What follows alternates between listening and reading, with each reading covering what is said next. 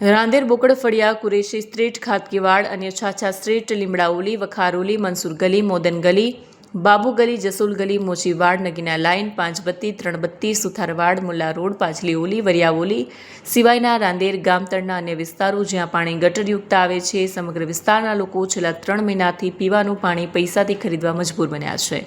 લોકોના ઘરોના ગટરની દુર્ગંધવાળું પાણી આવતા લોકો ત્રાહિમામ પોકારી ઉઠ્યા. ઓનલાઈન તેમજ લેખિતમાં ફરિયાદ કર્યા પછી પણ કોઈ નિકાલ ન આવતા આખરે મ્યુનિસિપલ કમિશનરને પોતાના ઘરે પાણી પીવા માટે આમંત્રણ આપ્યું. Green city, smart city, clean સિટીમાં પીવાના પાણીના ફાફા પાડવાના ચોંકાવનારા દ્રશ્યો સામે આવ્યા છે. आपका नाम? मेरा नाम मोहम्मद इस्माइल नत्थू है. 5 बजे से ये पानी आ रहा है, पर आज भी अभी 7 बजे फिर भी पानी में वही बास आ रही है, वही गंदापन आ रहा है. तो फिर अभी 2 कलाक तक तो पानी वेस्टेज में जाता है. जब पानी वेस्टेज में जाता है तो सही है, लेकिन आप मीटर लगाओगे तो मीटर के अंदर ये इतना 2 कलाक का तो हमारा ही पानी पैसा जाएगा ना. इसकी जवाबदारी कौन लेगा? अच्छा, क्या कहोगे कमिश्नर साहब से? कमिश्नर साहब से यही कहना है कि ये पूरा लाइन चेक करो. और पूरे रांदेर का ये प्रॉब्लम है और हमारा तो कई सालों से ये प्रॉब्लम है कि गटर में से पानी आता है. ये आपनो परिचय ने कया विસ્તારમાં શું સમસ્યા છે? मैं रांदेर विસ્તારનો રહેવાસી છું.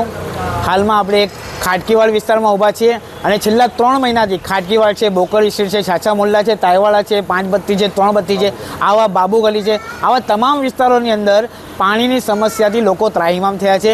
ડ્રેનેજયુક્ત પાણી પીવા માટે મજબૂર થયા છે અને એ પાણી પી શકાય એવી હાલતમાં પણ નથી. કલાક 2 કલાક સુધી પાણી જવા બાદ પણ એ પાણી ખોટું અને ગંદુ આવે છે. ઓનલાઈન તમામ ફરિયાદો, લગભગ આજ સુધી 201 ફરિયાદો કરી હશે, છતાંય સુરત મહાનગરપાલિકાના તંત્રના અધિકારીઓને કોઈ ધૂળ ઝટકાતી નથી. એ લોકો કામ કરતા નથી. સુરત મહાનગરપાલિકાના કમિશનર શ્રી નાગરાજનભાઈને હું વિનંતી કરીશ કે તમે એકવાર રાંદેરમાં આવો, રાંદેરમાં તમે પધારો. તમને આ પાણી, આ ડ્રેનેજયુક્ત પાણી છે, તમે પી શકતા હો તો તમે પીને બતાવો. કારણ કે તમને પણ ખબર છે કે અહીંના લોકો કેવી રીતે ત્રાહિમામ થયા છે અને પાણી પીવા માટે મજબૂર થયા છે. નાના મોટા બુઢા તમામ લોકો આ પાણીથી ત્રાહિમામ થઈ ગયા છે. લોકોને બીમારી થઈ છે. એના માટે જવાબદાર કોણ? કયા કયા અધિકારીઓને આની વિશે રજૂઆત કરી છે? સુરત મહાનગરપાલિકાની ઓનલાઈન ફરિયાદની જે એપ છે એના પરથી ફરિયાદ કરવામાં આવે છે.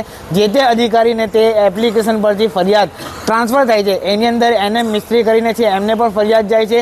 જે પાણી અધિકારીના છે કે આપણે શહેરી વિકાસના અધિકારી છે, તમામને આ ફરિયાદ ટ્રાન્સફર થઈને તમામની સાથે વાત થઈ છે. છતાં એ અધિકારીઓ દ્વારા ખોખો રમાડવામાં આવે છે. એકબીજાને ફરિયાદ નાખી દેવામાં આવે છે કે આ ખાતું મને લાગતું નથી એમ કહેવાય છે.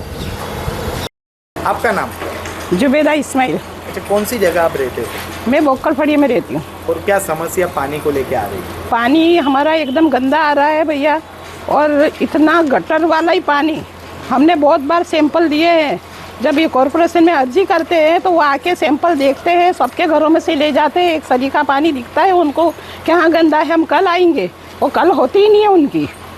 अच्छा, तो क्या कहोगे आप कि किस तरह अभी 3 महीने से रह रहे हैं? 3 महीने से इतने परेशान हैं हम लोग. अगर बीच में रमज़ान भी हमारी गई, बराबर, हम लोग बाहर से पानी लेते हैं, बाहर से बिकाता पानी लेके पीते हैं. हमारे बच्चे बार बार, किसी को मर्डा होता है, किसी को गैस्ट्रो होता है, किसी को टाइफाइड होता है, किसी को कमला होता है, उसमें भी हम परेशान हैं.